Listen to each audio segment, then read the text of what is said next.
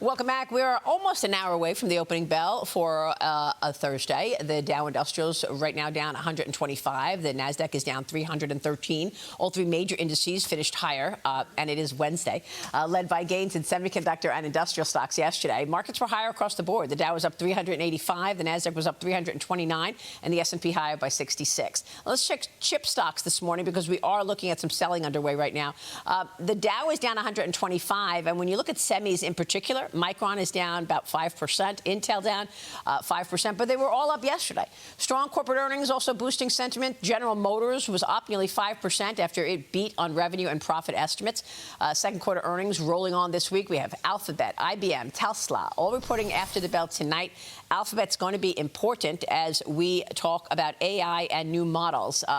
Alphabet's Gemini model, quite competitive. Joining me now is Citi's Global Chairman of Banking, Leon Kalvaria, back with us. Leon, great to see you. Nice to see you, Maria. Thank you so much. How would you assess the backdrop right now in terms of what we're seeing in terms of earnings? We just spoke with the CEO of AT&T, and the stock is on the move higher thanks to its investment in fiber all those years ago. Your thoughts? I think it's been a good earnings season.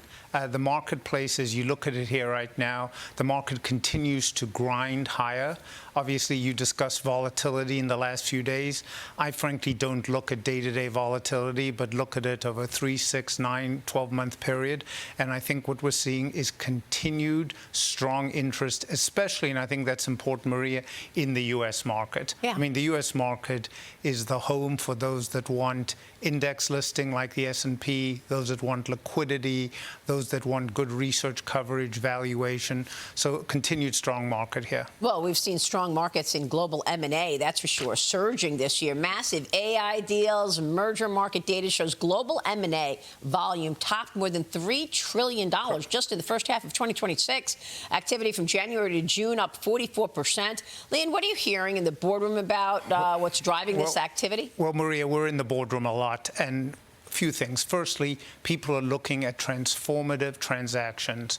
So they are contemplating things that they would have never looked at 4 or 5 years ago. That's number one. Number two, you talked about $3 trillion of M&A.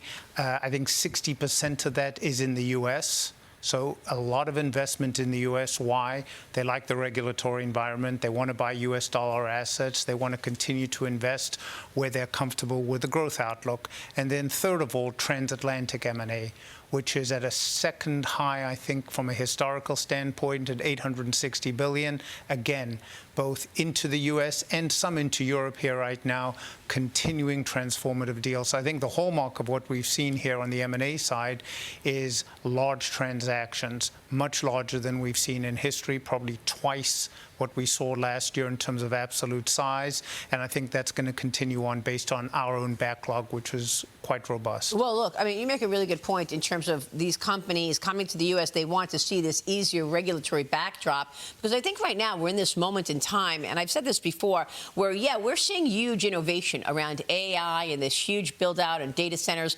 to build out this AI infrastructure. This could not be possible without an administration in place that's actually willing to take that shot. Correct. I mean, this morning we're hearing that the administration is going to be redirecting $200 billion towards science around AI.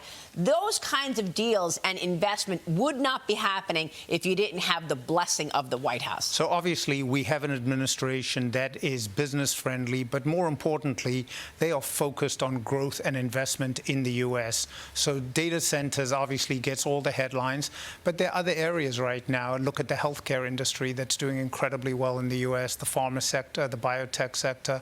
So they are focused on innovation, growth, capital investment, and obviously all of that then relates to jobs, because I think the story around AI and data centers is obviously profound from a technology standpoint, but there are a lot of jobs being created, whether it's manufacturing, construction, power, and I think that will start to bleed into the economy over time as these data centers get built out. So knowing the backlog at your firm and the backlog just in general in the industry, what sectors would you expect to see more deal making, and is private equity part of that? I think what you're going to see almost every single sector, probably with a lesser side on financial institutions, but frankly, industrials, consumer, healthcare, technology, all of these areas are seeing robust activity.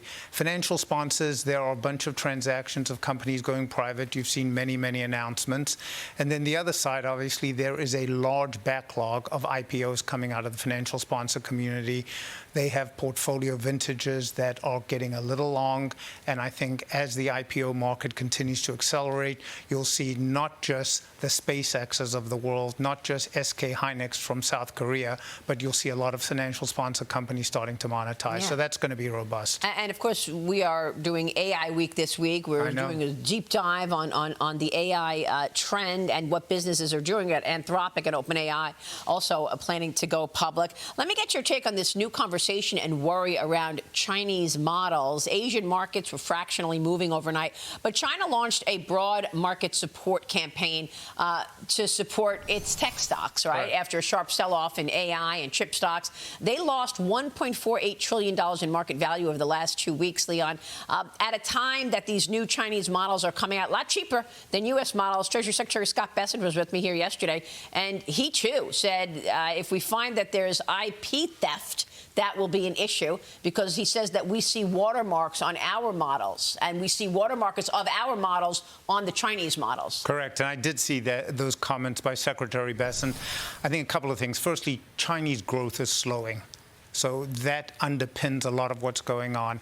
Second of all, they've had volatility, as you know, in the technology sector. So have we.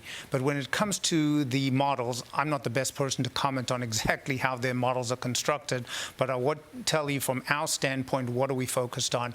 Data integrity, data privacy. Those are the key elements for us as a financial institution and for many folks who are using these models.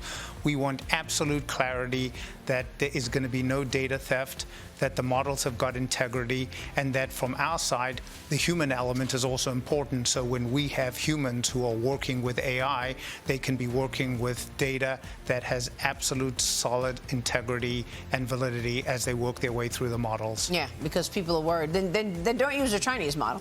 That's for sure. Leon, it's great to get your take on all of this. Nice to see you, Maria. Thank you so much. Leon Kalvaria, Citi. We'll be right back. Stay with us.